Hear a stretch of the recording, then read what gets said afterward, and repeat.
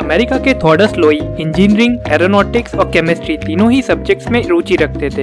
एक बार जब वो कंप्रेस्ड गैसेस की कूलिंग प्रॉपर्टीज पर रिसर्च कर रहे थे तो उनका इंटरेस्ट कार्बन डाइऑक्साइड में आ गया। काफी स्टडी करके उन्होंने कंप्रेशन आइस मशीन 1865 में इन्वेंट की। 1869 में लोवी ने कुछ इन्वेस्टर्स के साथ मिलकर एक सेकेंड हैंड शिप खरीदा एंड उसमें अपने रेफ्रिजरेशन की मशीन फिट कर दी। आइस में फ्रूट्स और मीट ताजे रहते थे एंड टेक्सास से न्यूयॉर्क तक बड़े इजीली पहुंच जाते थे। शुरू में जनता को कार्बन डाइऑक्साइड गैस होने के कारण खाने की क्वालिटी पर डाउट था एंड इस वजह से ये बिजनेस फेल हो गया। बट बाद में जब पॉपुलेशन बढ़ने लगी तो ये नेसेसिटी बन गई एंड आज रेफ्रिजरेशन एक बहुत ही कॉमन यूज की चीज बन गई है। तो क्या आपको भी अब पता चला कि आइस मेकिंग मशीन कैसे स्टार्ट हुई? तो वीडियो को लाइक करना एंड चैनल को सब्सक्राइब करना। Thank you.